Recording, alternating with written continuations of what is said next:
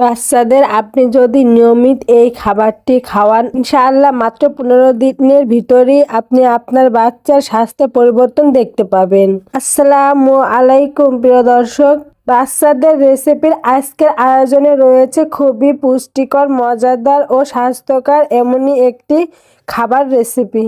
এই খাবারটি তৈরি করতে লাগছে, এখানে আমি নিয়েছি টমেটো আর সেই সাথে রয়েছে গাজর এবং আলু, এবং গাজরগুলোকে আমি খুব ছোট ছোট করে কেটে নিচ্ছি। আর টমেটোগুলো কিন্তু বড় বড় রেখেছি। কোন কারণের জন্য টমেটোগুলো বড় বড় রেখেছি সেটাও আপনাদের সাথে অবশ্যই বিস্তারিত আলোচনা করব। এই খাবারটা রান্না করার জন্য এখানে আমার লাগছে চাল এবং ডাল। আমি এখানে মুসুরির ডালটা নিয়েছি, আপনারা চাইলে অন্য কোনো ডালও নিতে পারেন। এরপর চলে আসলাম রান্নায়।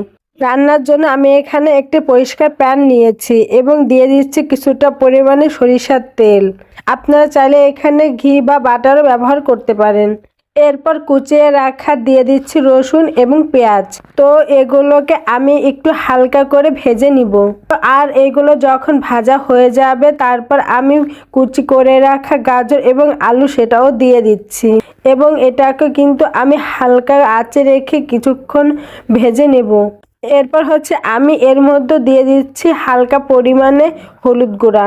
তবে এই মুহূর্তে আমি কিন্তু লবণটা ব্যবহার করব না, কারণ আমি যে আলু আর গাজর ভাজি করে নিয়েছি এর সাথে যখন চাল আর ডাল মিশিয়ে নিব, তো এর সাথে যদি লবণ আর হলুদ দেওয়া হয় সেক্ষেত্রে চাল এবং ডালটা একটু থেতো হয়ে যাবে। তো অবশ্যই আপনারা কিন্তু এরকম করে দেখতে পারেন। তো এ পর্যায়ে এসে কিন্তু আমি টমেটোগুলো দিয়ে দিচ্ছি। আর টমেটোগুলো আস্তে দেওয়ার কারণ আমি যে আস্তে দিয়েছি, তো টমেটোর উপরে যে খোসাটা রয়েছে এগুলো আমি খুব সহজেই তুলে ফেলতে পারবো। তারপর এটাকে একটা চামচের সাহায্যে চেপে চেপে এটাকে মিহি করে নিব। টমেটোর ছোলাটা থাকলে বাচ্চাদের খেতে সমস্যা হতে পারে, সেজন্য। তো এ পর্যায়ে এসে আমি এর মধ্যে দিয়ে দিচ্ছি লবণ। টমেটো যেহেতু এখন সিজনালি আর গাজরও সিজনাল, তাই চেষ্টা করবেন সিজনাল শাকসবজি দিয়ে বাচ্চাদের খাবার তৈরি করে রাখতে। তো টমেটোতে প্রচুর পরিমাণে vitamin A, C, K, vitamin B, তো অনেক উপকারিতা রয়েছে।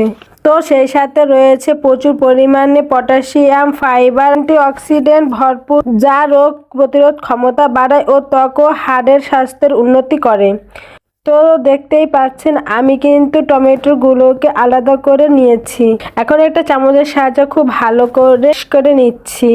দর্শক, চেষ্টা করুন বাচ্চাদের খাবারে টমেটোর বিচিটা না দিতে, কারণ টমেটোর বিচি কিন্তু বাচ্চারা হজম করতে পারে না। তো এ পর্যায়ে আমি দিয়ে দিচ্ছি টমেটো। দর্শক, গাজর একটি পুষ্টিকর সবজি, সেটা হয়তো আমরা সবাই কম বেশি জানি, যা কিনা বাচ্চার দৃষ্টিশক্তি উন্নতি করে, হজম শক্তি বাড়াতে সাহায্য করে, ত্বকের স্বাস্থ্য ভালো রাখে। এতে রয়েছে প্রচুর পরিমাণে ভিটামিন 3 ও খনিজ, যা বাচ্চার সার্বিক সুস্থতার জন্য খুবই উপকারী। এখন আমি এটাকে একটা আলু ম্যাশের বা ডাল ঘুটনিতে খুব ভালোভাবে ঘুটে নিচ্ছি। আমি এরকম অবস্থায় রেখেছি, আপনারা আপনাদের বাচ্চার পছন্দ মতো নেবেন। আর এই পর্যায়ে নিয়েছি একটি সিদ্ধ করে রাখা ডিমটাকে একটা গ্রেটারের সাহায্যে গ্রেট করে নিচ্ছি। এখন পুরো খাবারের সাথে মিশিয়ে নিব। আর ডিমে রয়েছে প্রচুর পরিমাণে প্রোটিন, এটা তো আমরা সবাই জানি। ভিটামিন 3 খনিজ সমৃদ্ধ একটি খাবার, যাকে আমরা সুপারফুড বলে থাকি। এতে রয়েছে উচ্চমানের প্রোটিন, আরও রয়েছে ওমেগা 3 ও অন্যান্য পুষ্টি উপাদান, যা শরীরের শক্তি যোগায় এবং বাচ্চাকে সুস্থ রাখতে সহায়তা করে। তো দর্শক, এখন কিন্তু বাচ্চাকে খাওয়ানোর জন্য একদম রেডি। এখন আমি আরো কিছুটা ডিম দিয়ে দিচ্ছি গ্রেটের সাহায্যে। দর্শক, এই খাবারটি আপনারা চাইলে সকাল, দুপুর বা রাত যে কোনো সময় দিতে পারেন। এই ছিল আমার আজকের রেসিপি।